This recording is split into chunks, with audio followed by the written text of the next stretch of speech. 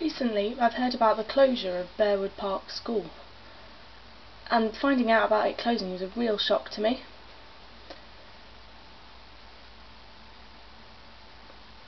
Not only would it have been a shock to the students and affected them, but everybody around them, like their family and friends.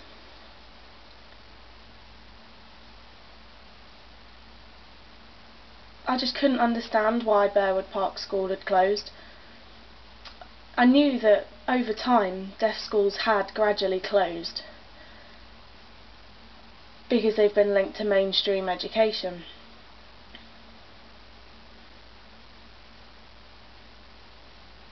But Burwood Park, I just didn't know why they'd closed.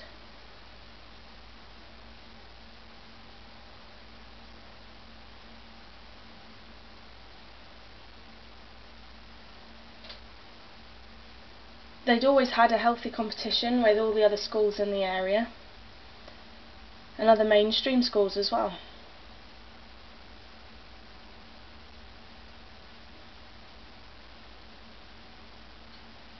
I wondered what the future held and why it had closed. I think it's because it failed in its aims. Education's been changing over time quite a bit, and our deaf children still need to be provided for.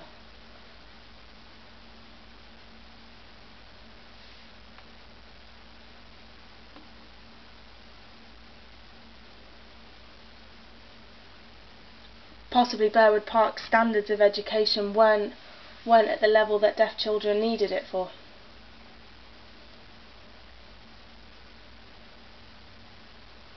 At Burwood Park School there were no deaf teachers, they were all hearing, and I thought this was quite interesting. I didn't understand why they had no deaf teachers.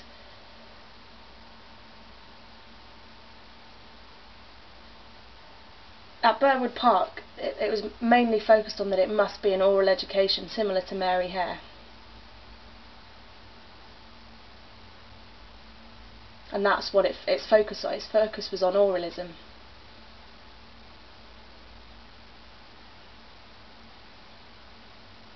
Which was fine, but it meant that Burwood Park and Mary Hare were both oral schools, and it made no difference then whether they went to those schools or to a mainstream school.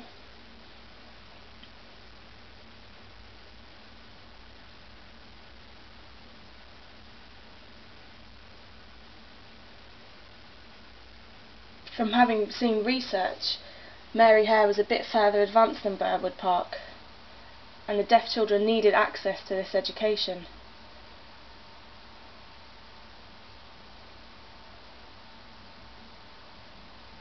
I do want deaf schools to continue, but maybe they need to change their education methods.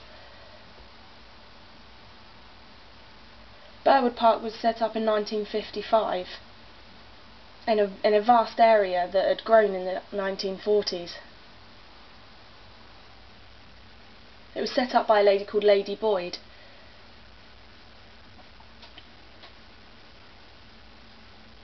She came from a big, wealthy family.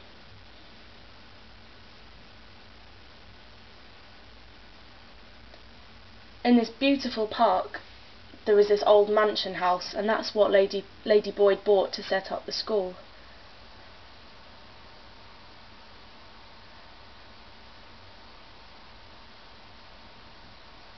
Henry VIII quite often used to visit the same area.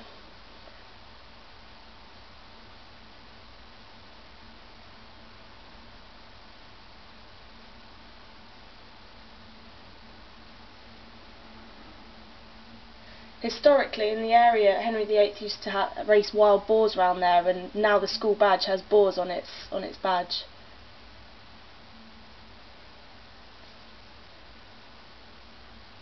In the school there were 42 deaf boys, and originally it was for training.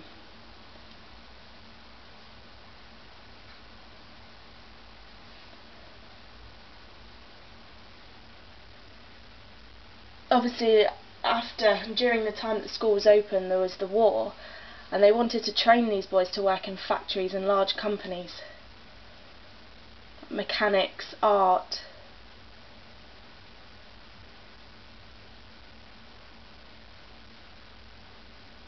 there wasn't a lot of academic, it was predominantly this vocational training, but they aimed to raise the deaf children's confidence so that they could go out into the world and compete against others, ask questions and know what they were doing. When they left school into the wide world, people would ask them, "Oh, what school did you go to?" And when they said Burwood Park, they'd know where they meant, and they'd know what training and confidence they had.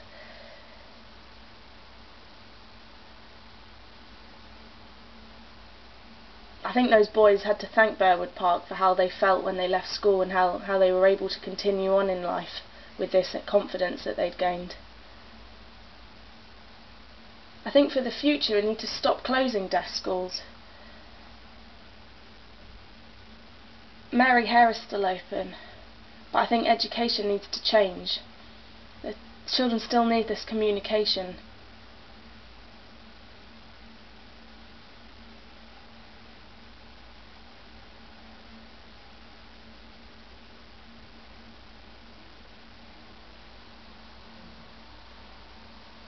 We still need these deaf children to be able to go to schools and get the communication.